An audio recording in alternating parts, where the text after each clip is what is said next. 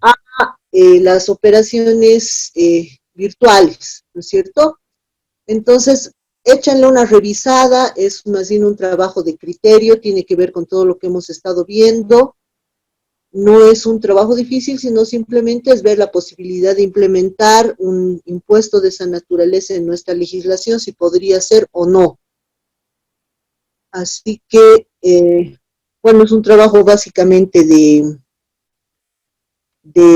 criterios, ¿ya? No sé si alguien tiene alguna duda.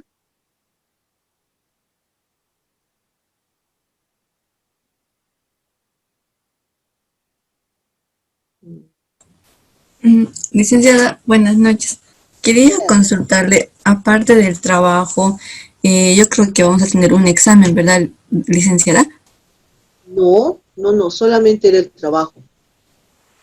Ah, ya, ya. Muchas gracias, licenciada. Parte de la evaluación, jóvenes, es la participación en clases, por eso es que se les pregunta, ¿no? ¿Qué opinas de esto? ¿Qué opinas de aquello? ¿Qué te parece?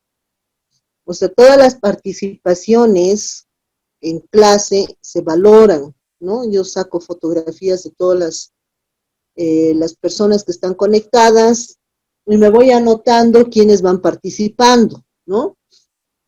Entonces, obviamente hay personas que participan más que otras y eso también se valora, ¿ya?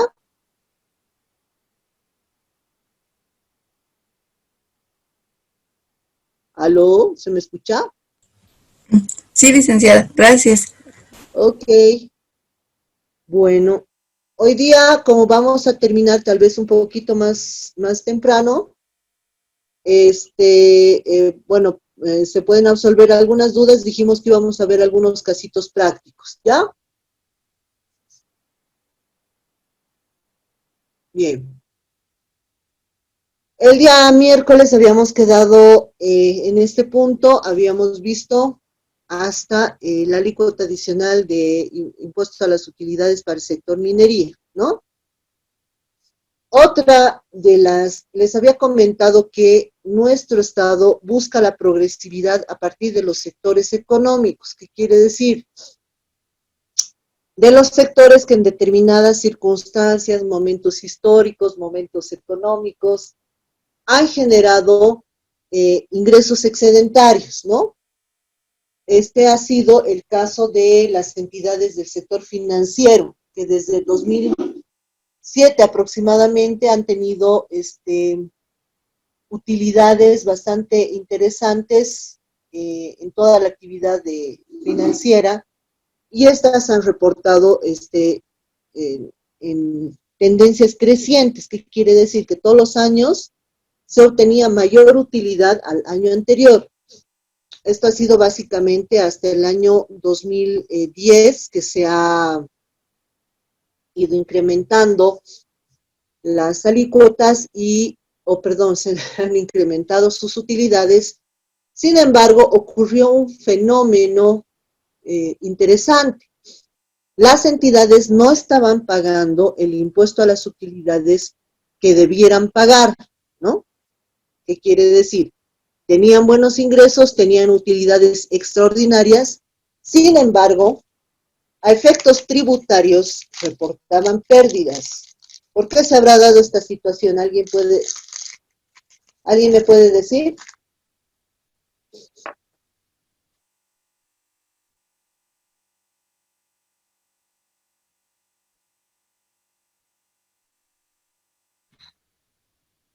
Andrea, ¿está por ahí?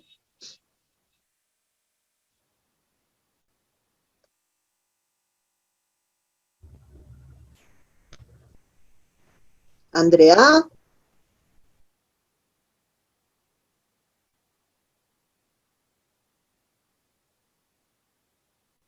Claudia Zuleta.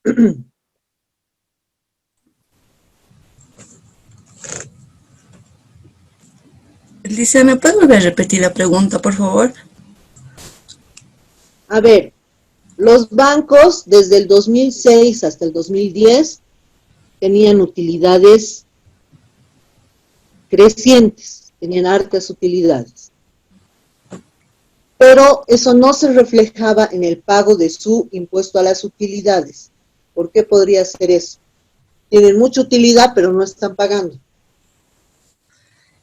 Licenciada, eso puede ser porque quizás ellos, las entidades financieras, eh, tenían cuentas de más gastos y además que las entidades financieras casi no tienen utilidad porque prestan.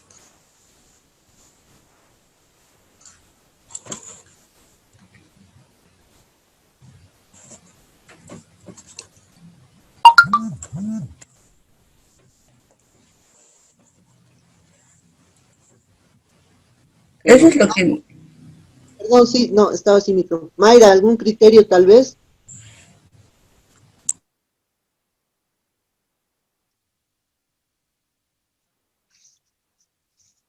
Mayra está por ahí.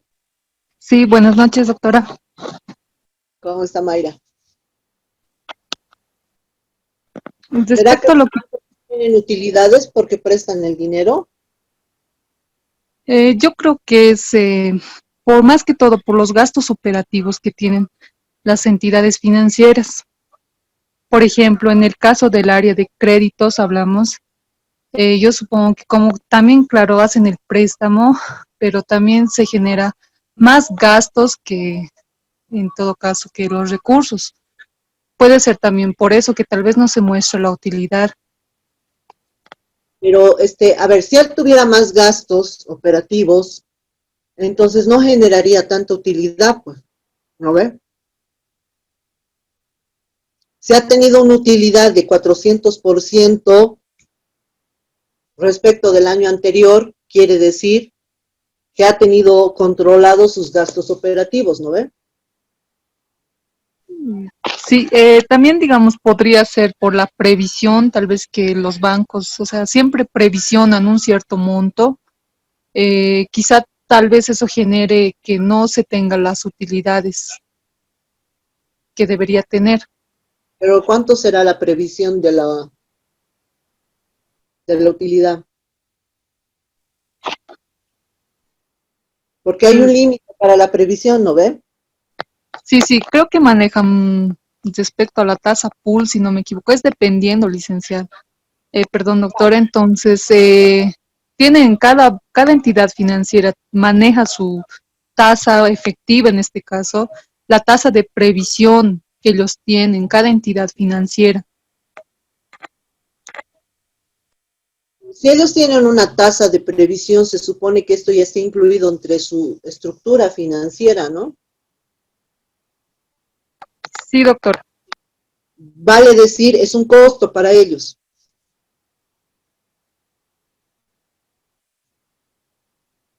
como previsión.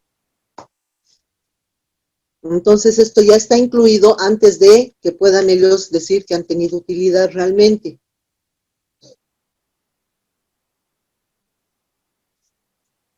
Bien, lo que pasó es lo siguiente. No sé si ustedes eran muy jóvenes, yo no tanto. Alrededor de los años 80 y también parte de los años 90, muchas entidades del sector financiero quebraron, ¿no? Porque lo que se llamaba era los famosos créditos vinculados, ¿no? ¿Qué quiere decir? El banco le pertenece a un señor Juan Pérez y el señor Juan Pérez le empieza a prestar a su esposa, le empieza a prestar a su hermana, le empieza a prestar a su mamá y le empieza a prestar a su hijo. Ninguno de ellos paga, entonces el banco castiga la deuda o en algún caso la deja ahí, o sea, lo pone como incobrable, ¿no? Eso lo puedes hacer con montos pequeños. O sea, le puedes prestar a tu mamá, no sé, $5,000, pero ya cuando a tu mamá le prestas 5 millones de dólares y no te devuelve, esa es la plata de los ahorristas, ¿no? Porque en realidad el banco no presta su plata, presta la plata de los ahorristas. Es decir, todos nosotros vamos al banco, depositamos nuestro dinero, ellos agarran nuestro dinero, prestan a la gente, cobran un interés, digamos, no sé, pues del 10 al 18% mensual, y a nosotros en nuestras cuentas nos depositan un interés del 0,5 mensual. Entonces, en esa diferencia entre lo que ellos cobran al prestatario y lo que ellos nos pagan a nosotros como ahorristas, hay una diferencia, que esa es la ganancia del banco. Obviamente ese es un tema legal, ¿no es cierto? Está sujeto a regulación. Sin embargo, en esos años habían muchas entidades financieras de corte familiar, ¿no? Y en estas entidades de corte familiar ocurría esto, ¿no? Los créditos vinculados. ¿Qué quiere decir? Yo le presto aquí a mi amigo, Juancito, le digo, sácate un crédito de 5 millones de dólares, te doy de esos 5 millones 100,000 y el resto me lo das, ¿no? Y así estoy bicicleteando la plata. Entonces, por esa mala operativa, quebraron muchos bancos y esto obligó a que el Estado determinara que los bancos, para evitar hacer este tipo de situaciones, obviamente pusieron normas regulatorias, pero evidentemente les obligaron a hacer ciertas inversiones para evitar quiebras, ¿no? Parte de esas inversiones es justamente es esta previsión que tienen que tener, ¿no? Esto ocurrió más o menos el año, si mal no me equivoco, 90, por los años 90. Entonces resulta que los bancos hicieron una fuerte inversión para apalancar al banco, que quiere decir para sostener, para que sea sostenible el que sigan otorgando créditos, que sigan recibiendo dinero, ¿no? Esas inversiones grandes se reportaron obviamente y el primer año no cubrieron, digamos, o sea, no se agotaron en la deducción del IUE, y todos los años estas nuevas inversiones iban actualizándose, ¿no? Como se actualiza las unidades de fondo de vivienda, ¿no? Como se actualiza la deuda tributaria. Entonces, como se iban actualizando, ellos estaban arrastrando como pérdidas, porque en su momento evidentemente fue una pérdida, y este arrastre de pérdidas, que además crecía porque hoy día me compensaba 100, me quedaba todavía 100, y al año siguiente esos 100 se volvían otra vez 100, entonces era difícil que estas pérdidas acumuladas se vayan agotando. Entonces, evidentemente, estos llegaron a tener buenas utilidades, pero todas estaban cubiertas con este arrastre de pérdidas. Entonces, el Estado dijo, a ver, momento, si este sector económico tiene ingresos adicionales, que los tiene, porque los está reportando, porque además estos están reflejados en sus estándares, incluso internacionales, en información estadística que ellos presentaban en diferentes entidades, porque hay entidades regulatorias nacionales e internacionales. Si un banco, por ejemplo, quiere tener una agencia en el exterior, tiene que cumplir ciertas condiciones, y parte de esas condiciones es obviamente tener un buen nivel de utilidades. Entonces ellos tenían un buen nivel de utilidades, sin embargo no estaban reportando esas utilidades como utilidades gravables, que quiere decir, o sea, no estaban pagando IVA. Entonces se tomaron en esa oportunidad dos medidas. Una fue quitar ese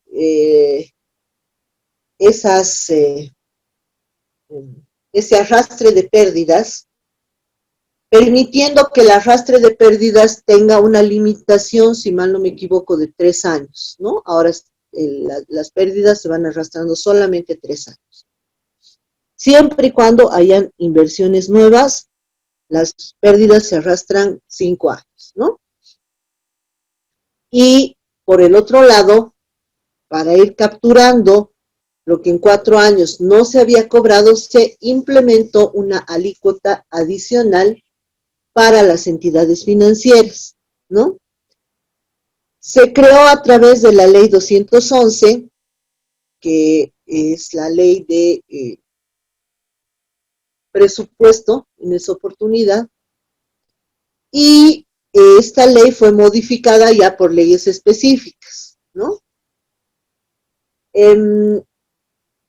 Inicialmente, la alícuota adicional se había establecido en 12.5% adicional. ¿Qué quiere decir? Hasta un nivel de utilidad ellos pagan 25%, y cuando pasan ese nivel de utilidad van a pagar 37.5%. Con la ley, perdón, la ley, perdón, ¿alguna duda? Bien, con la ley 771, este importe se incrementó en 2015 al 22%. ¿Qué quiere decir? Si pasaba un ingreso o una utilidad de cierto porcentaje, la entidad pagaba 47%. Y finalmente, el año 2017, la alícuota adicional se fijó en 25%. También en esa oportunidad se eliminó un impuesto que fue creado transitoriamente, que era el impuesto a la venta de moneda extranjera. ¿Qué quiere decir? Si bien los bancos tienen como fuente de ingreso directa esta diferencia o spread entre la tasa que cobran a sus deudores y la tasa que le pagan a sus ahorristas, hay otras funciones, otros servicios que también da la banca. ¿Cuáles son? El tipo de cambios, el cambio de moneda, ¿no? Uno va al banco, se compra dólares, ellos compran al Banco Central en un precio bajo, te venden ganando, no sé, pues 5 centavos por dólar, y te compran ganando 10 centavos por dólar, ¿no? Entonces, esa es una fuente de ingresos que ellos tienen. Entonces, en ese momento que los bancos estaban pagando el impuesto a la venta de moneda extranjera, se decidió eliminar este impuesto, pero aumentar la alícuota adicional a este sector, porque dependiendo de las circunstancias, por supuesto, este era un impuesto que nos podía generar una recaudación importante, ¿no? Entonces, por eso es que se modificó la alícuota y hoy en día está vigente el 25% adicional, ¿no? ¿A quiénes se está grabando la alícuota adicional del sistema financiero, del IUE? Grava generalmente a las utilidades que generan entidades financieras bancarias y no bancarias, ¿no? Siempre que estén reguladas por la Autoridad de Supervisión del Sistema Financiero, ¿no? Obviamente no están dentro del objeto de esta ley los bancos de segundo piso o las entidades financiadoras, ¿no? Porque su naturaleza no es contratar con el público, sino contratar a través de las entidades financieras de primer piso. ¿Cómo se cobra este impuesto? Para que se aplique este impuesto, se ha establecido un coeficiente de rentabilidad calculando el impuesto a las utilidades, la utilidad antes de impuestos, sobre el patrimonio neto de la entidad financiera. ¿Qué quiere decir? Se divide la utilidad antes de impuestos sobre el patrimonio neto y se obtiene un coeficiente de rentabilidad. Cuando este coeficiente de rentabilidad supera el 6%, las entidades están alcanzadas por el impuesto a las utilidades alícuota adicional, ¿no?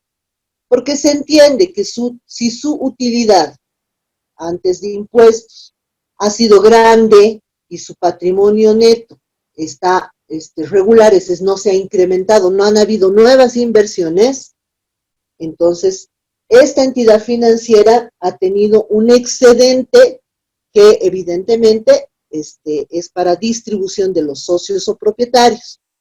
En ese caso, se grava una alícuota adicional del 25%, que hace un total del 50% que ellos tendrían que pagar sobre utilidades, ¿no? La alícuota se ha ido incrementando a través de los años.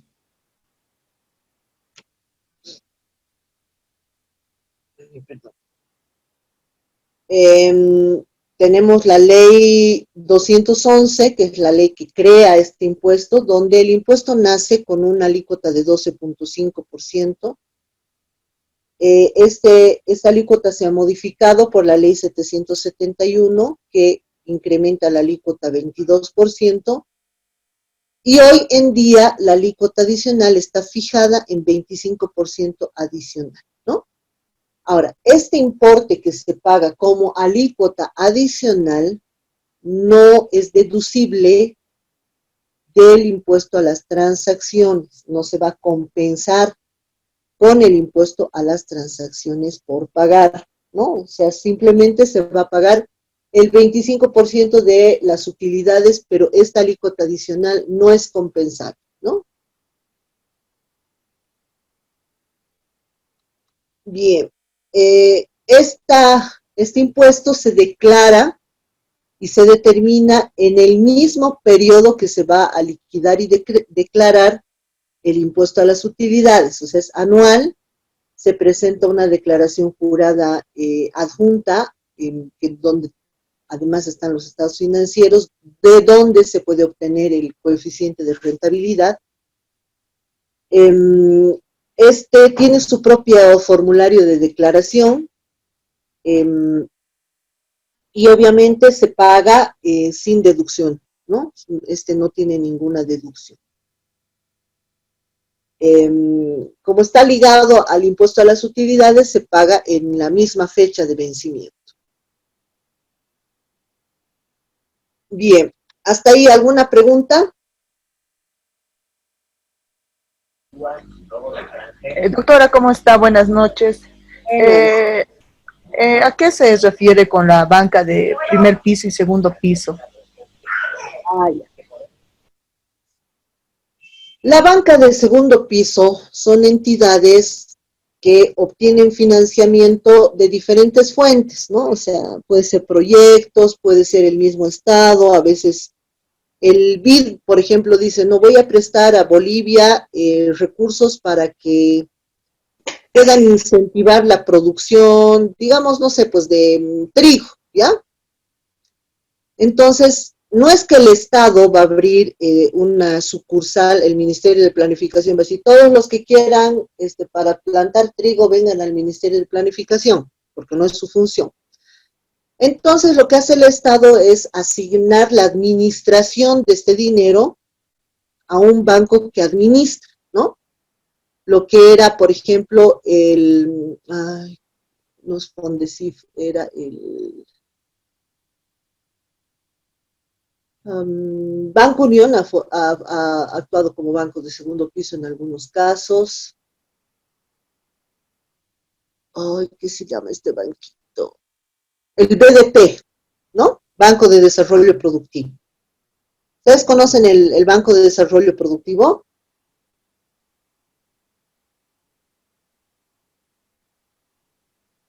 ¿Aló?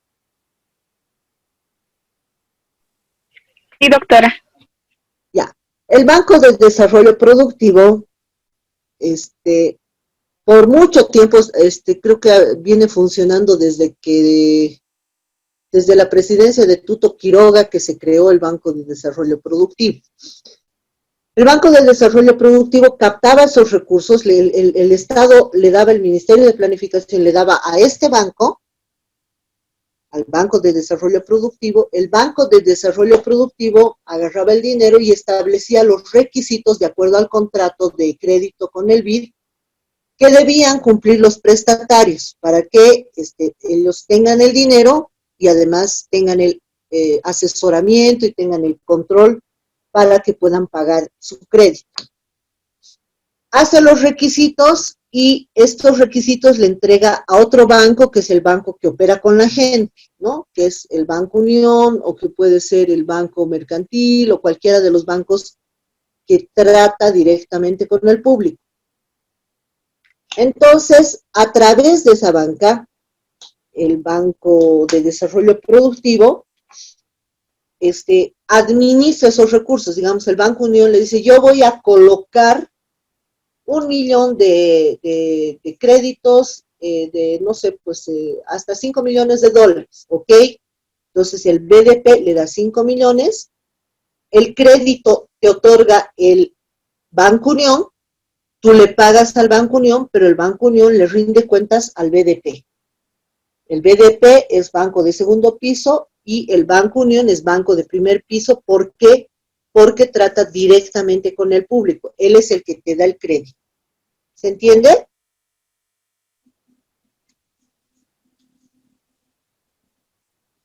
Sí, doctora, gracias. Ahora, ¿por qué no pagan los bancos de segundo piso? Porque están administrando recursos que generalmente o son de cooperación o son de donación o a veces son de crédito externo, ¿no?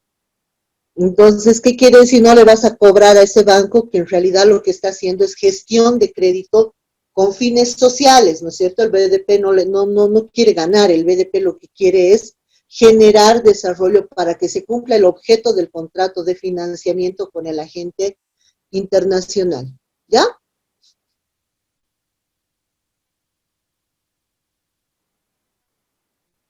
Ok, bien, ¿alguna duda más?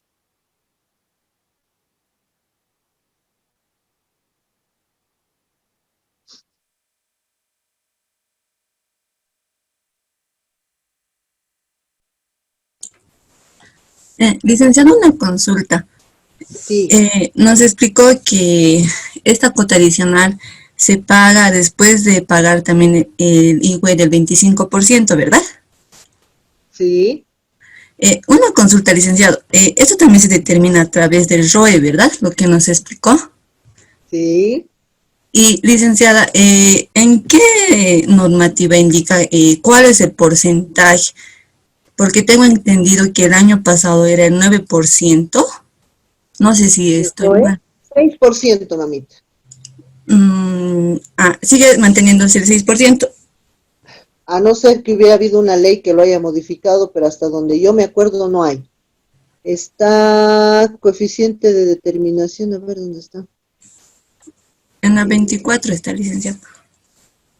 Aquí está. La Sí. última ley, que es del 2016, es del 6%, coeficiente de rentabilidad. Ya. Y, licenciada, en qué parte de la normativa se encuentra? Disculpe. Aquí están las leyes, aquí está. La última ley es la ley 921 y esta es la que establece el 6% de coeficiente de rentabilidad.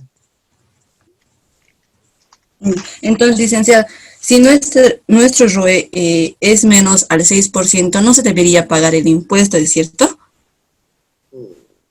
Sí, no deberías pagar. Ya. Muchas gracias, licenciada. Obviamente que sí. De 6 a más por ciento deberías pagar, pero si es menor, no pagas. ¿Cuándo va a ser menor? Cuando no has hecho, o sea, cuando has hecho, mejor dicho, inversiones, es decir, tus gastos son muy altos y obviamente no vas a pagar el impuesto, ¿no? Sí, ya. Muchas gracias, licenciada. Eso es. Bien. ¿Alguna duda más?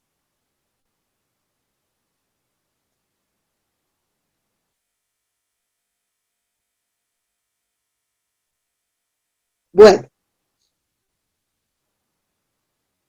Hasta aquí hemos visto el impuesto a las utilidades de las empresas y sus variantes, ¿no? Hemos visto el impuesto aplicable a las empresas, el impuesto aplicable a los profesionales, el impuesto aplicable a las remesas al exterior, el impuesto aplicable a las empresas mineras y el impuesto aplicable a las entidades del sector financiero, ¿no?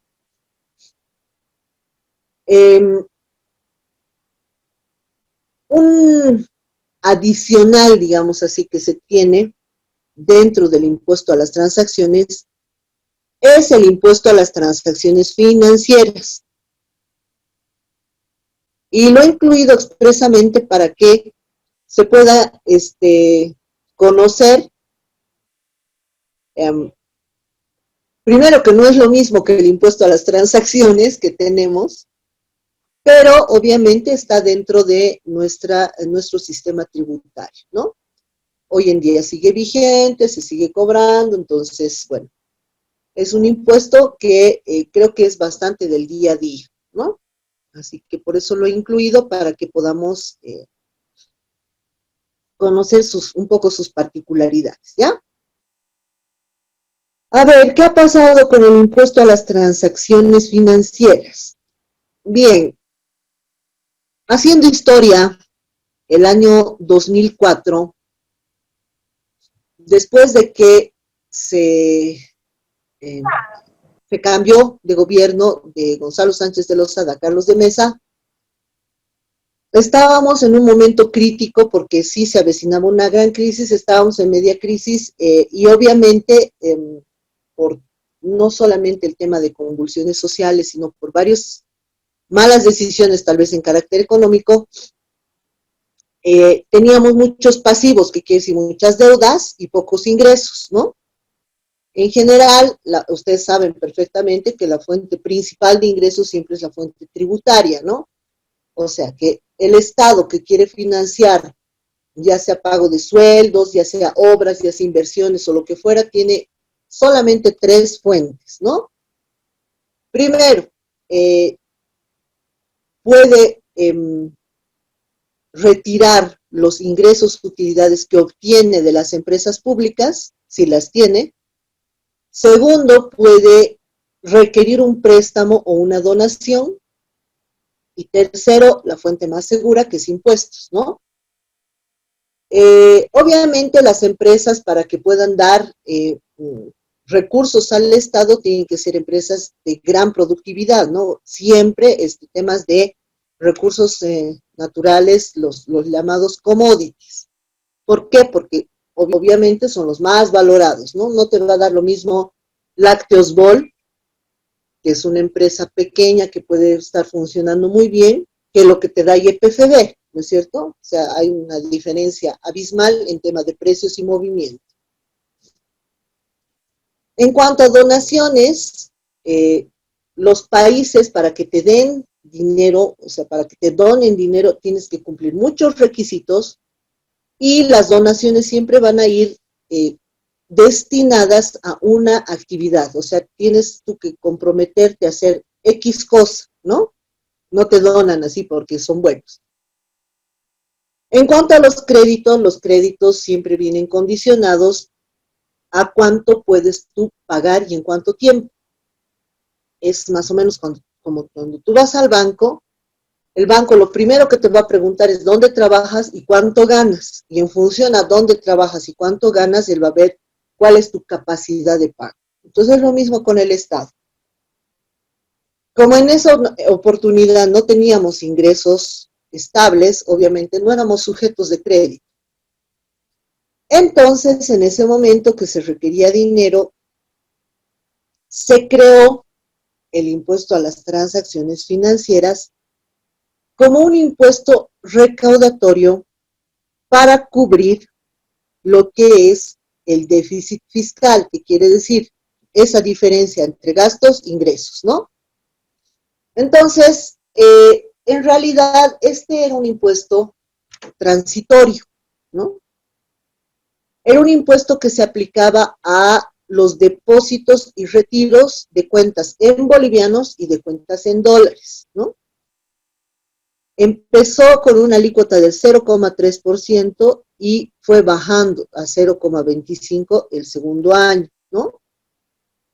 ¿Para qué era este impuesto? Cada vez que tú retirabas o que depositabas dinero en tu cuenta, te retenían un porcentaje y ese porcentaje el banco automáticamente lo pagaba al Servicio de Impuestos Nacionales. Obviamente era un impuesto recaudador y obviamente era un aporte de quienes tenían cuentas superiores a $2,000, ya sean bolivianos o ya sean dólares. Con este impuesto, que obviamente fue recaudatorio, se pudo, creo que pagar sueldos y aguinaldos en esas gestiones, ¿no? Toda la recaudación siempre ha estado destinada al Tesoro General de la Nación y obviamente su objetivo era cumplir, o sea, rellenar y salir de ese déficit fiscal, financiar el déficit fiscal, ¿no? Entonces, ¿qué pasó? Resulta que una vez que hay una transición, el año 2006 se toma este impuesto, pero ya no como un impuesto financiador, sino como un impuesto controlador por una parte y un impuesto que tenía el objetivo de,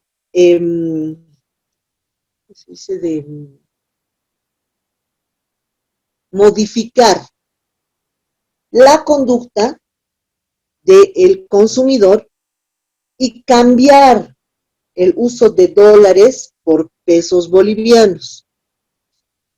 Por eso es que la ley 3446 del 2006 crea este impuesto con un carácter transitorio también, esta vez por 36 meses, y empieza a gravar solamente las operaciones, los ingresos y retiros de montos en moneda extranjera o moneda nacional con mantenimiento de valor. ¿Alguien sabe qué eran estas cuentas de moneda nacional con mantenimiento de valor?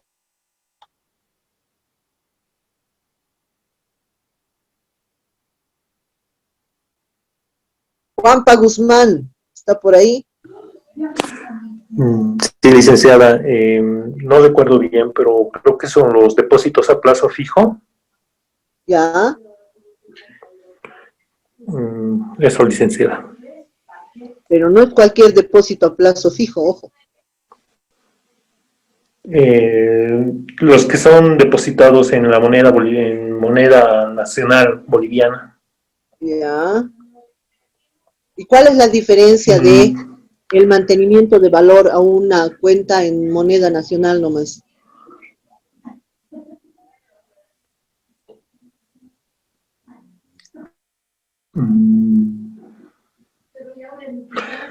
No sé muy bien, licenciada, estoy muy desubicada. Son muy jóvenes todavía, creo.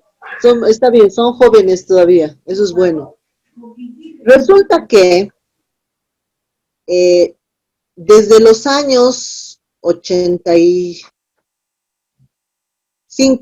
1985, Víctor Paz Estenssoro, que en ese entonces era presidente, cuando aprobó el decreto 21060, famoso, estableció lo que se llama la libre oferta y demanda en la compra de moneda extranjera, dólares. En realidad la libre oferta y demanda era en todo, ¿no? Pero además estableció un sistema de regulación del precio del dólar. El sistema se regulaba en el Banco Central y era a partir de diferentes factores que uno tenía el precio del dólar, pero normalmente este precio era incremental. ¿Qué quiere decir? Hoy día el dólar estaba a 5 pesos, a fin de año el dólar ya podía estar en 6 pesos. El próximo año el dólar podía haber subido hasta 7 pesos y de pronto habían fluctuaciones en las que el dólar subía muy drásticamente y de pronto te encontrabas con el dólar a 8.50, ¿no? Entonces, mucha gente empezó a depositar, porque a nosotros nos pagan en bolivianos, no nos pagan en dólares, ¿no ve? Entonces los bancos crearon unas cuentas que se llamaban cuentas en moneda nacional con mantenimiento de valor. ¿Qué quiere decir? Hoy día depositabas, por decir, 3.500 bolivianos, que equivale a $500, ¿no? Tú retiras este dinero en 6 meses, pero resulta que el dólar en 6 meses está en 8 bolivianos. Entonces tú ya no vas a retirar 3.500 bolivianos, vas a retirar 4.000 bolivianos. ¿Por qué? Porque ese tu dinero está en función a la variación del dólar. ¿Qué quiere decir? Si el dólar sube, tu dinero se incrementa. Si el dólar baja, tú pierdes. ¿Se entiende? Sí, doctora. sí, licenciada. Ya. Entonces resulta que este impuesto gravaba estas cuentas, las cuentas en dólares y estas que estaban en moneda nacional, pero con mantenimiento de valor. ¿Qué quiere decir? Que estaban también en función a lo que se incremente el precio del dólar, ¿no?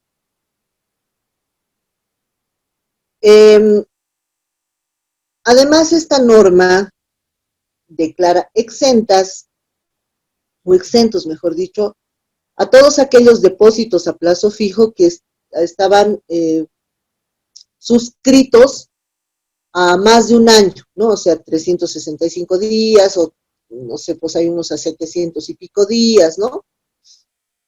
O los depósitos y retiros en moneda nacional, ¿no? Y se aplicaba a aquellos depósitos y retiros, perdón, superiores o desde $2,000. Si yo tenía una cuenta de $2,000, al depositar dinero o al retirar dinero, me van a hacer la retención. Y lo mismo si mi cuenta es en moneda nacional, pero con mantenimiento de valor. Resulta que este impuesto funcionó como un instrumento de política monetaria.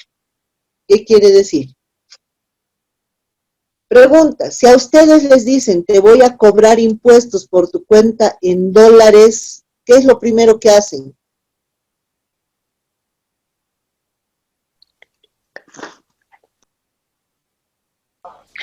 Cambiar el tipo de cambio. Retirar. Uno, retiras, ¿no? Inteligente idea. Y la otra,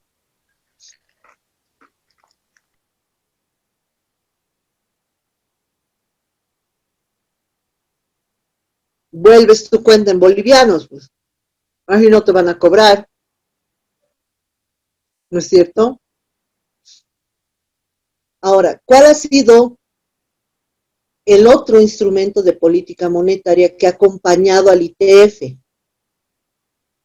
Ha sido el ir bajando el precio del dólar hasta nivelarlo, digamos así, en los 6.97 que hoy día tenemos.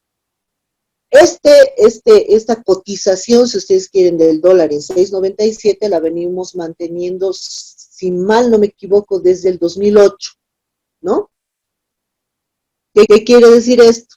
Que desde el 2008 hasta la fecha son son 12 años que el tipo de cambio no se ha modificado, ¿no? Entonces, si el tipo de cambio no se ha modificado y a tu cuenta en dólares le cobran un impuesto, lo lógico es que tú agarres tu dinero, cambies a bolivianos y manejes bolivianos, ¿no?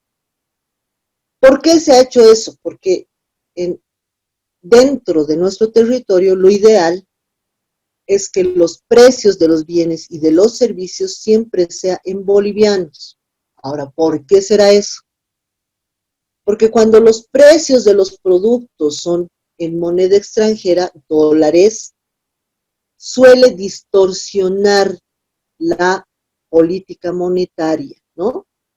¿Qué quiere decir? O estás pagando mucho por un producto o un servicio y este producto o servicio no está beneficiando tu economía, ¿no? O sea, no está generando el circulante que debería haber. Entonces, por eso es que este impuesto así diseñado no tiene hoy en día un objeto recaudatorio, sino tiene un objetivo desincentivador, que quiere decir que las personas tengan sus cuentas en otras monedas, o perdón, no, en moneda boliviana y no en otras monedas, ¿no? Que dentro del territorio nacional se manejen bolivianos y se bolivianicen las transacciones de compra, venta, por lo menos lo que es más usual, ¿no? Antes de esto era mucho más conveniente comprar o vender en dólares, ¿no? Por diferentes razones, ¿no? Los préstamos te hacían en dólares, entonces era un poco complicado, por ejemplo, cuando tú te prestabas, digamos, para comprarte un departamento, el departamento valía, no sé, $50,000, como tus sueldos en bolivianos y el dólar podía fluctuar mucho, podías terminar pagando 3 veces más lo que realmente deberías pagar solamente por el efecto de los tipos cambiarios, ¿no? Entonces, al mantener la moneda estable, el precio del dólar estable y incentivar el uso de la moneda nacional, obviamente se ha ido controlando, por una parte, el tema de créditos, por otra parte, el tema de ahorros, y obviamente la circulación monetaria en bolivianos. Debido a esta situación, este impuesto se ha ido ampliando por diferentes periodos, se ha ampliado el año 2009, se ha ampliado el año 2012, y tengo entendido que se ha ampliado también el año 2018, así que todavía está vigente, ¿no?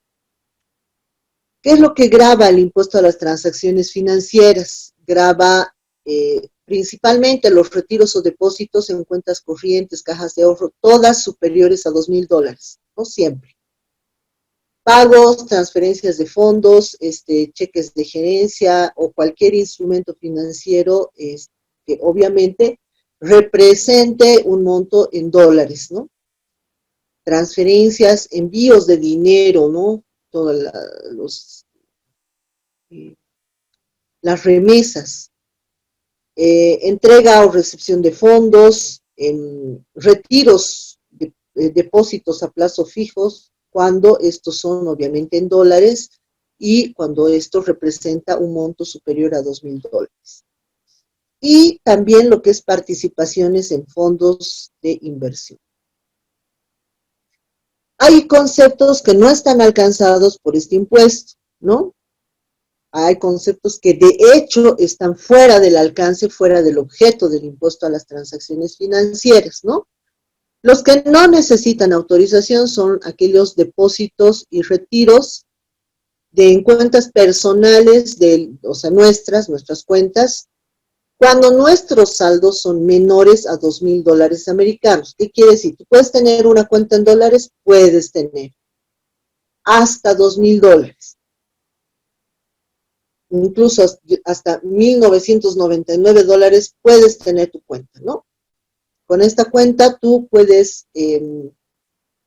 manejarte, puedes hacer tus operaciones, si quieres tener tu ahorro, lo que fuera, ¿no? Luego todos aquellos débitos por mantenimiento de cuentas, normalmente el banco te hace un cobro por mantener tu cuenta, es una especie de cobro de servicio, esos no están alcanzados porque le estarías cobrando al banco también. Luego, los débitos en cuentas destinados al pago de impuestos, aportes y primas, porque no se puede aplicar un impuesto sobre otro impuesto. Todo lo que tenga que ver con asientos de corrección, que obviamente no tiene una operación en sí misma. Débitos y créditos entre cuentas de entidades regidas por la ley de bancos entre sí y el Banco Central de Bolivia. Cuando el Banco Central de Bolivia, por ejemplo, le hace al Banco Unión un depósito de, no sé, pues $500,000, obviamente esta no está alcanzada por el impuesto a las transacciones financieras. O los débitos en cuentas de inversionistas que tienen que ver con las personas agentes de bolsa, ¿no? Generalmente todo lo que son operaciones a través de la bolsa de valores no va a tener, obviamente, como punto de operación el peso boliviano o el boliviano. Pero estas operaciones tienen como moneda de pago el dólar americano, pero esas operaciones están exentas. Entonces, dentro de la bolsa, todos los precios de los bienes, acciones, derechos inmateriales y materiales que están transándose, se transan siempre en dólares, ¿no? Luego, aquellos créditos que vienen por remesas provenientes del exterior, ¿no? Evidentemente, cuando, no sé, te llega dinero de España, te llega dinero, no sé, de Estados Unidos, mucha gente se ha ido a trabajar al exterior y hace envíos de dinero a sus familiares, eso no está alcanzado, ¿no? Cuando también se retira las cuotas de participación por fondos de inversión y tu saldo es menor a $2,000. ¿Qué quiere decir? Muchas personas han visto como una forma de ahorro el invertir en estos fondos de inversión. Uno va, por ejemplo, a una entidad financiera y le dicen, no,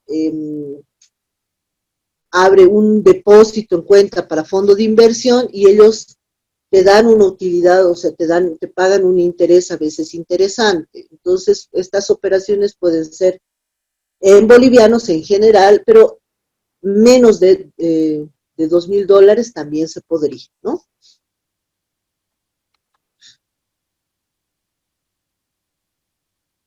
Hay otras que requieren autorización, ¿no? ¿Cuándo? Cuando una institución pública necesita abrir una cuenta en dólares, ¿no? Hay instituciones que por alguna razón, Ministerio de Relaciones Exteriores, por ejemplo, necesita tener cuentas en dólares para hacer sus transferencias al personal diplomático, por ejemplo, ¿no?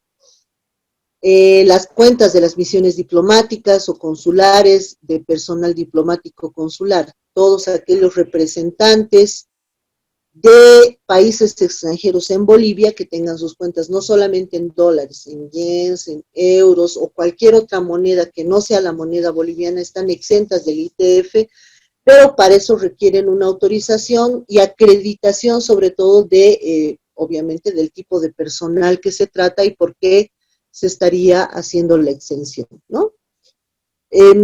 Las cuentas relacionadas con seguridad social de corto y largo plazo y estas también fondos de vivienda. Resulta que las AFPs, sobre todo seguramente la gestora, para que nuestros recursos, es decir, el dinero que nosotros tenemos destinado a nuestra jubilación, mantenga su valor, pero además este dinero se pueda incrementar, ellos hacen operaciones de inversión con el extranjero, o sea, compran acciones, compran bonos, tratan de que este dinero genere utilidades, ¿no? Entonces, por eso es que estas cuentas pueden estar en dólares americanos, pero también necesitan autorización. Luego, las cuentas de los agentes de bolsa, que tiene mucho que ver con lo que hemos visto en la anterior diapositiva, y entidades de depósitos de valores, ¿no? La bolsa de valores, por un lado, los agentes de bolsa y las entidades de depósitos de valores, que son las que van a realizar las operaciones. Y las cuentas de las agencias de cooperación y entidades ejecutoras, por ejemplo, no sé, pues la CAF, el Banco Mundial, el BID, ellos también necesitan abrir cuentas, no solamente ellos, sino también su personal, porque a ellos se les paga en moneda extranjera, Y para eso necesitan una autorización y sobre todo acreditar quiénes son y por qué se está abriendo la cuenta en moneda extranjera. ¿Hasta acá alguna duda?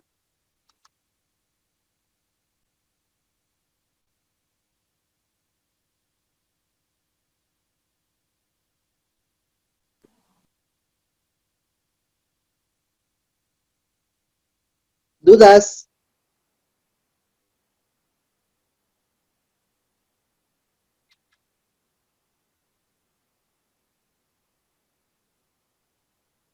¿Todo está claro?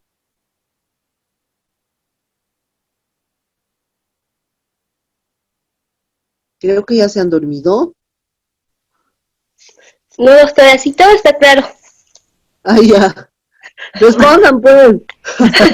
Perdón. Ya me da la impresión de que todos están roncando. Ya. Ok. Ahora, ¿en qué momento uno tiene que pagar el impuesto a las transacciones financieras? Cuando se materializa el hecho imponible, ¿no? Primero, cuando uno está haciendo el depósito o está haciendo el retiro de la cuenta y esta cuenta es superior a $2,000. Digamos, yo tengo una cuenta en $10,000 en mi cuenta, ¿no? Y decido retirar, no sé, $100. Voy a pagar. O de pronto decido depositar $100, también voy a pagar, ¿no? Pago transferencia de fondos desde mi cuenta de $10,000, le quiero hacer una transferencia a otra cuenta, voy a pagar porque se pone esto un retiro, ¿no? Pago por los instrumentos referidos en la norma, esto quiere decir, digamos, un pago por algún servicio o algo, por ejemplo, que yo pague a un servicio extranjero, no sé, pues que me den un software, una página web o lo que fuera, y voy a retirar de esa mi cuenta que es superior a $2,000, voy a pagar también, ¿no? Entrega de dinero o el pago o del pago transferencia, ¿no es cierto? Todo tiene que ver también con depósito y retiro. O cuando estoy retirando, cuando estoy redimiendo mi DPF, por ejemplo, también tengo que pagar. También pago cuando hay una instrucción del retiro de dinero o cuando se está recibiendo el fondo, ¿no? Y también el rescate de las cuotas de participación, es decir, yo he invertido, pero no he invertido $2,000, he invertido 3,500 y ahora quiero retirar mi dinero. En ese momento también voy a pagar, ¿no? Sobre el total del saldo que voy a retirar. Bien, ¿cuál es la base imponible? La base imponible siempre va a ser el monto que se está retirando o el monto que se está depositando o el monto que se está transfiriendo o el monto que se está redimiendo o el monto que estoy yo rescatando del fondo de inversión, ¿no? O sea, la totalidad. En general, la alícuota ha tenido también variantes. ¿Qué quiere decir? Se ha ido incrementando, ¿no? Como les había dicho, primero era del 0,15 el primer año, después fue aumentando al 0,2. Luego, cuando se volvió a crear a través de la ley 3797, si mal no me equivoco, la alícuota se volvió a definir en 0,15%. Después se volvió a incrementar. El año 2017 se incrementó a 0,25 y a partir de la gestión 2018 en 0,30. Creo que hoy está en 0,30 el impuesto a las transacciones financieras, ¿no? O sea, que de cada $100 que uno retira, paga 30 centavos de dólar, ¿no? Bien, ¿quién es el que liquida y quién es el que paga este impuesto? ¿No? Siempre, como todas las operaciones de esta naturaleza, van a ser controladas y realizadas a través del sistema financiero, la bolsa de valores o entidades reguladas las entidades que están al amparo de la ley de bancos y entidades financieras o la ley de servicios financieros hoy en día, las sociedades de administración de fondos de inversión y todas las entidades que tienen que ver con estas operaciones o que prestan servicios de transferencias de fondos o que prestan servicios de inversión, también las personas naturales o jurídicas operadoras de sistemas de pagos, por ejemplo, cuando tú vas a cobrar un dinero, digamos, de más de $2,000, tienen que actuar como agentes de retención, ¿no? Se retienen el monto y estos montos tienen que emposarlos y pagarlos en la cuenta del Tesoro General de la Nación. Generalmente el pago es mensual, quien hace el pago y el detalle es la entidad financiera o la entidad de fondos de valores o la entidad de inversiones. El Banco Central no es agente de retención ni de percepción porque hemos dicho que está exento de este impuesto, ¿no? Pero cuando se trata de empresas públicas que sí tienen que tener cuentas en moneda extranjera porque muchas veces ellos realizan operaciones con el exterior, y compran materia prima, venden o exportan sus productos y obviamente los precios van a venir en dólares, ¿no? Entonces, en esos casos, por supuesto que el Banco Central es el que actúa de agente de retención porque todas las operaciones de las empresas públicas se hacen a través del Banco Central. Estos titulares, o sea, quiero decir, los titulares de las cuentas, o sea, las personas en realidad que estamos pagando el impuesto, vamos a pagarlo en cada operación que realicemos.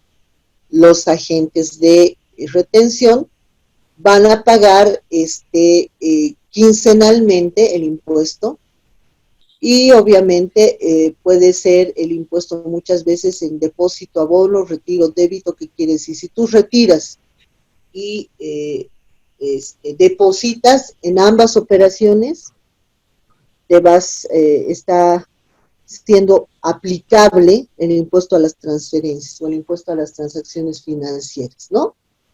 Como ustedes ven, si bien el impuesto nació con un objeto, sin embargo terminó con otro. Ahora, ¿qué es lo importante de este impuesto? Primero, establecer que un impuesto puede tener un carácter netamente recaudatorio o que un impuesto puede tener un carácter disuasivo, ¿qué quiere decir? No todos los impuestos tienen la obligación de ser recaudatorios. Hay impuestos que tienen el objetivo de disuadir, de persuadir, de cambiar conductas. Uno de ellos, por ejemplo, es el impuesto a consumos específicos. ¿Alguno de ustedes fuma?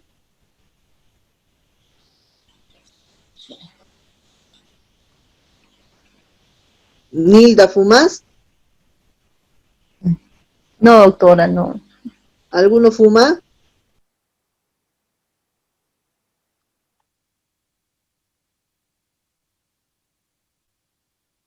Bueno, yo sí fumo, pero bueno, No, en todo licenciado. caso, no, nadie fuma.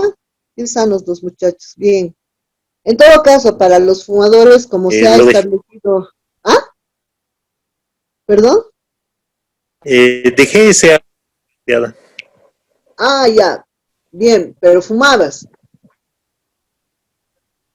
Sí, fumaba antes. Antes sí fumaba. Cuando, Ahora, de vez en cuando, cuando fumabas, ¿en cuánto estaba la cajetilla de cigarrillos? la cajetilla pequeña en ese tiempo estaba entre 10 bolivianos y la grande entre 20 y 15 bolivianos, dependiendo la marca. Ya, en general, jóvenes, si hay un bien que es caro porque tiene un impuesto alto, son los cigarrillos. Y esto se debe principalmente a una política de salud, ¿no? No es que, pucha, que mucho vas a recaudar de los cigarrillos porque todos fuman, no. Sino que la OMS ha establecido que para que la gente deje de fumar, el precio de los cigarrillos tiene que ser cada vez más caro, ¿no? hace unos años atrás, digamos unos 15 años atrás, comprar una cajetilla de cigarrillos era, no sé, pues menos de 10 bolivianos, la grande, ¿no? Pero se fue incrementando el precio paulatinamente hasta que hoy en día creo que está, bueno, arriba de 20 bolivianos. No porque el tabaco ha subido de precio, no porque la materia prima ha subido de precio, de hecho una cajetilla debe estar evaluada aproximadamente, perdón,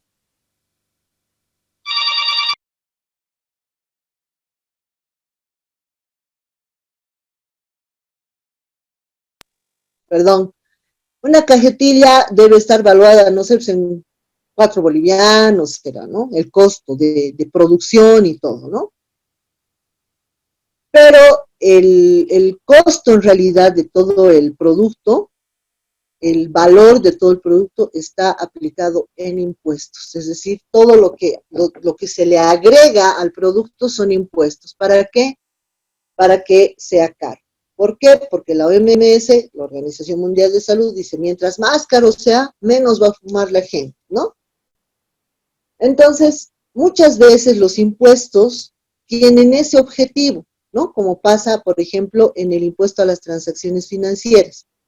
Nació como un impuesto recaudador, entonces cobraba todos los depósitos y retiros de todas las cuentas, bolivianos y dólares. Pero después, este mismo instrumento se tomó como un instrumento disuasivo. Ok, no quiero a todas las cuentas, solo a las que están en dólares. Que la gente pueda ahorrar está bien, pero que ahorre en bolivianos, porque se puede prestar en bolivianos, ¿no es cierto?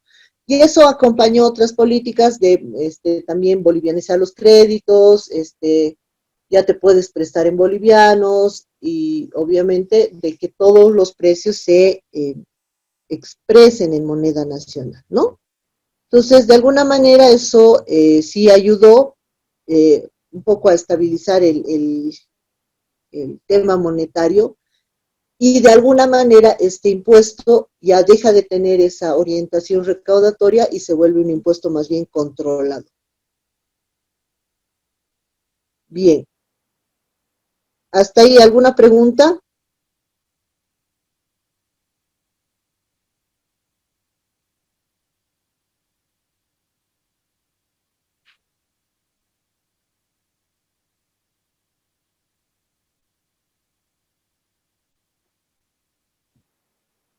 Jóvenes, preguntas. No, ninguna, doctora.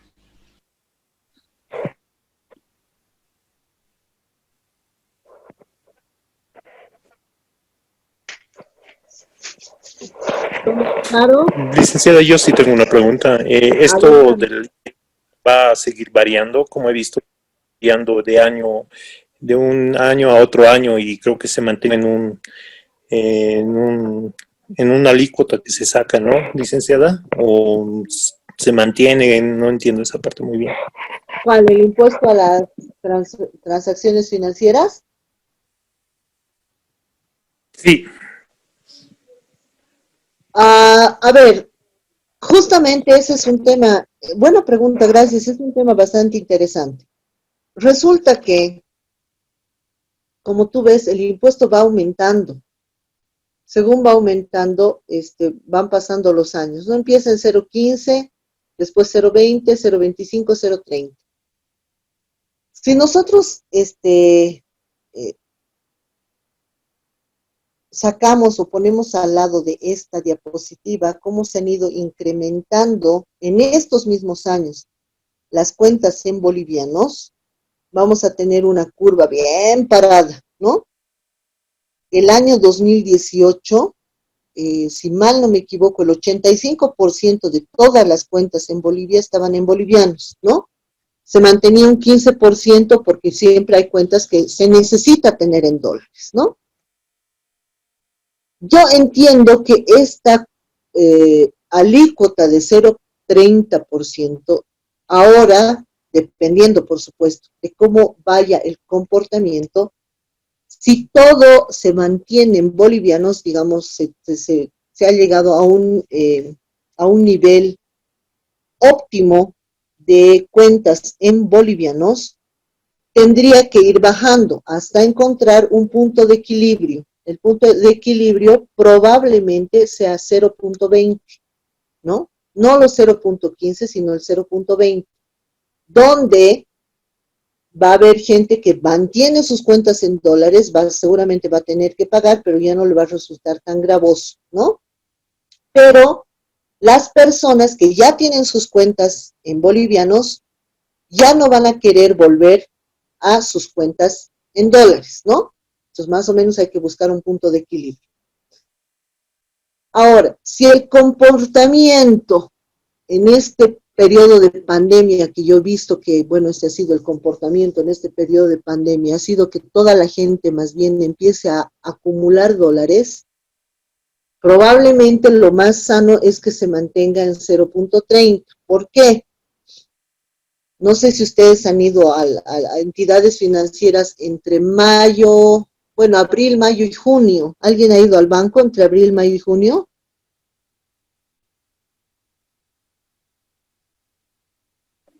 A cobrar Sí, sus bonitos. Sí, ¿no ve? ¿Usted no ha visto un fenómeno medio raro que la gente decía, sí, voy a cobrar mi bono, ¿cuántos dólares? Voy a comprar $500, 300, 200, así a lo loco. rara vez veía eso, licenciada. No, no veía mucho. Claro, antes sí, pero en mayo, en abril y en junio, sí. Incluso en octubre y noviembre del año pasado, mucha gente ha cambiado su dinero en dólares. Exacto, exacto, doctora. ¿No ve? ¿Por qué cambiamos el dinero en dólares? A ver. Doctora, había una especulación, o por así decirlo, una noticia de que el dólar iba a subir, es decir, íbamos a volver a esa economía dolarizada que se manejaba antes. Algo así yo tenía entendido. Está bien, muy, muy buena respuesta. Pero además, ¿saben cuál es el problema? Como el dólar es prácticamente una unidad de valor, o sea, todo se cotiza en dólar. Cuando uno tiene dólares se siente más seguro. O sea, es un tema de expectativas, ¿no? O sea, yo tengo dólares, entonces me siento tranquilo, tengo mis dolarcitos, uno dice, ¿no? Cuando uno tiene bolivianos y estamos en un proceso, por ejemplo, de convulsión social, convulsión política, convulsión sanitaria, nos asustamos. Entonces pensamos que nuestro dinero al día siguiente no va a valer nada, pero si lo tengo en dólares estoy tranquilo. Es un tema simplemente de expectativas, ¿no? Por eso digo, entre esas fechas, abril, mayo y junio, la gente cambiaba dólares todo el tiempo. Yo he visto señoras, personas mayores que cobraban sus rentas o sus bonitos y lo primero que hacían era cambiar por lo menos la mitad en dólares. ¿Para qué? Para ahorrarse. Porque con todo este problema uno siente que de pronto en un mes no va a haber nada, entonces sacas tu dólar y con eso ya vas a estar mejor, ¿no es cierto? Por lo menos vas a tener que comer. Entonces, esa es un poco la situación, ¿no? Es un tema de expectativas. Por eso, para poder subir o bajar esta alícuota, primero tenemos que ver el comportamiento de las personas si han comprado muchos dólares, entonces puede convenir mantener en 100, en 30. Si las cuentas en bolivianos de 85% ahora son, no sé, 60%, te conviene tener en 30% para seguir incentivando que la gente siga usando bolivianos. Pero si has mantenido ese 85%, 87% creo que, y bueno, razonablemente la gente ha comprado no muchos dólares, sino razonablemente lo que se puede mover, entonces puedes ir bajando. ¿Para qué? Para darle una estabilidad, sobre todo aquellas operaciones que tengan que hacerse en dólares, ¿no? Exportaciones, importaciones, comercio exterior sobre todo, ¿no? Pero esa es más o menos la idea. ¿Se me entendió? Sí, licenciada. Bien, ¿alguna otra pregunta más?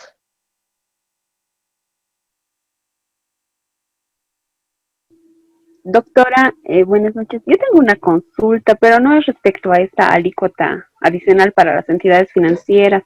Es sino acerca del IUE para, o bueno, el formulario 520 para entidades sin fines de lucro.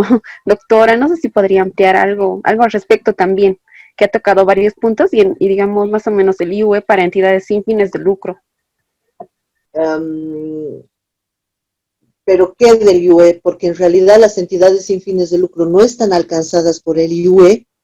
Lo único que tienen que declarar o sea, presentar es una memoria anual donde obviamente se refleje en todo su movimiento que no ha habido ninguna distribución de utilidades o ninguna distribución de recursos dentro de la sociedad o dentro de la fundación, mejor dicho, para los que son fundadores. Sí, doctora, si bien no están, bueno, algunas fundaciones y asociaciones están exentas, pero tienen como agente de información que declarar el formulario 520. Entonces, en este caso nos piden información. Usted sabe, ¿no?, que, digamos, no se presentan los 4 estados financieros como una entidad comercial comúnmente, pero se presenta un estado de actividades que vendría a ser más o menos como el estado de resultados. Entonces, a lo que yo vi en el formulario 520, nos pide pues información del libro de compras y ventas, los ingresos de la gestión. Eso quisiera saber más o menos para qué efectos lo hacen en impuestos nacionales. Ya.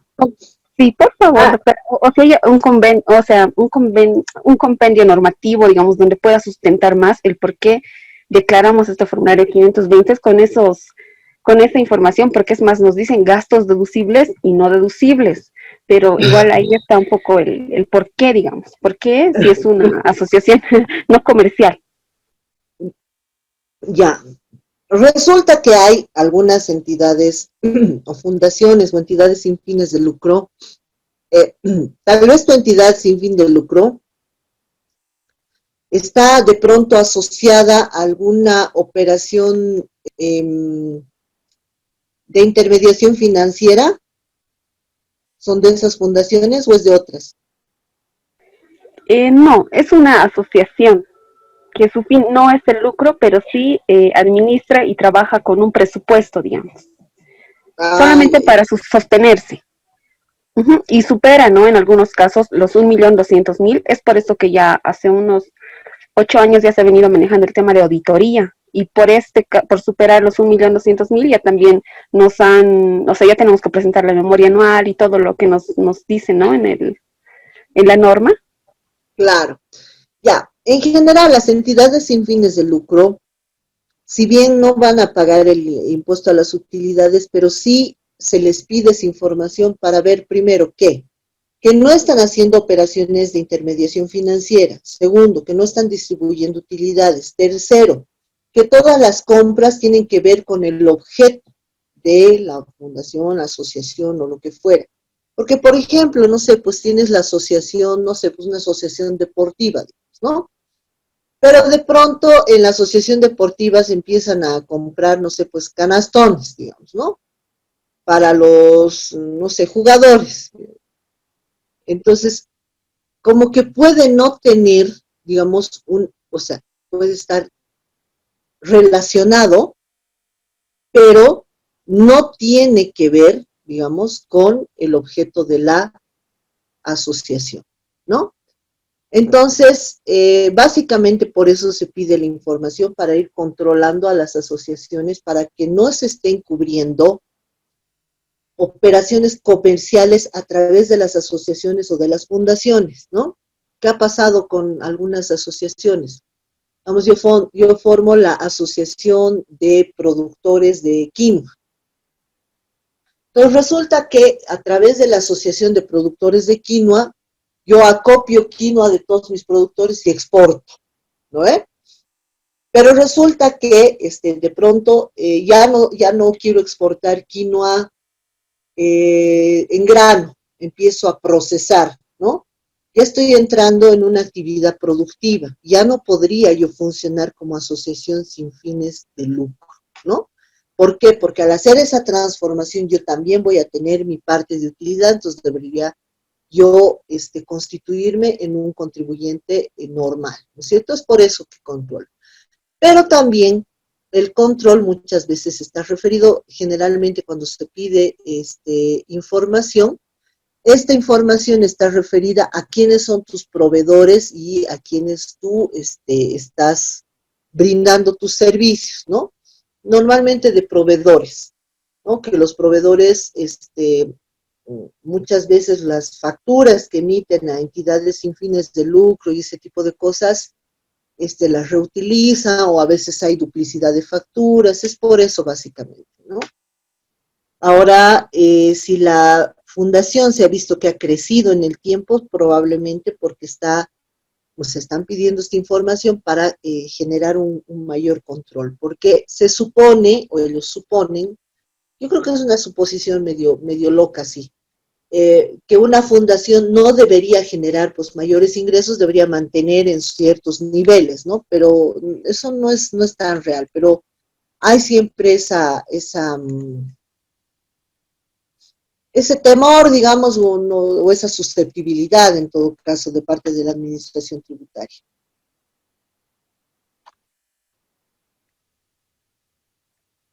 ¿Se entendió?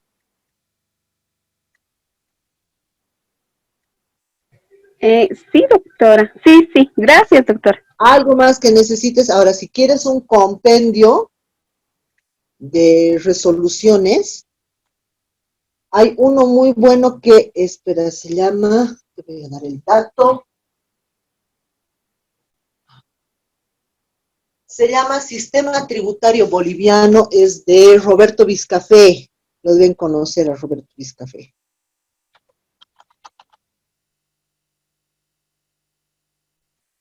Es un compendio que está el Código Tributario, la Ley 843, que incluye los decretos y las resoluciones administrativas. Entonces ahí, en la parte de fundaciones debe estar la resolución administrativa. De hecho, si la voy a buscar, y si la encuentro, te la mando, pues. Está bien, doctora, por favor, muchas gracias. Doctora, ese libro del licenciado Roberto Vizcafé, ¿dónde lo puedo conseguir o es, digamos, en cualquier lugar? No sé exactamente en qué librería. Hay una librería que se llama Albarracín, probablemente ahí la tengan. Tal vez en el Colegio de Contadores también la tengan. Ya. Sí, o si no, en el Colegio de Contadores te van a dar el dato de cómo lo puedes adquirir. Ya. Está bien, muchas gracias, doctora. Gracias. Pero sí, ese es un buen libro porque tiene todas las normas, sobre todo las resoluciones normativas, ¿no?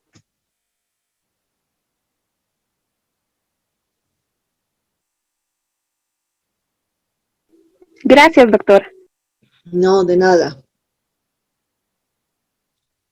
¿Alguna otra pregunta?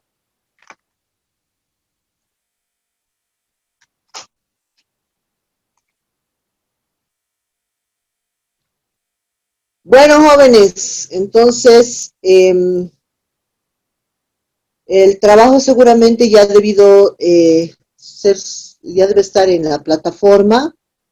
Por favor, no se atrasen porque la plataforma creo que se cierra automáticamente en la fecha última. Entonces, esto es hasta este domingo a las 23:59, ¿ya? ¿Alguna duda o cualquier duda me pueden escribir al WhatsApp o al correo? Doctora, Sí. ¿Tiene que subir un texto para que nosotros podamos hacer una lectura? No, el texto ya se ha subido, pero debe estar seguramente con el trabajo. Aún no lo puedo visualizar todavía, doctora. En minutos más seguramente va a estar, porque es un textito que se les ha dado que es un planteamiento que hace un estudio que hace el Banco Interamericano de Desarrollo, si mal no me equivoco, o el CIAT, sobre la implementación de un impuesto a las utilidades o las operaciones en red, ¿no? Ya. Ya, doctora, entonces vamos a estar a la espera. Ok. ¿Alguna duda más? Sí, Liz, en una consultita. Claro, ¿Va a tener un tiempo limitado ese trabajo? como un tiempo limitado. O sea, los exámenes saben ser media hora y después automáticamente se sabe cortar. Pero como es un trabajo, ¿va a tener un tiempo limitado o va a ser ilimitado? No, pues el tiempo es hasta el domingo a las 23:59.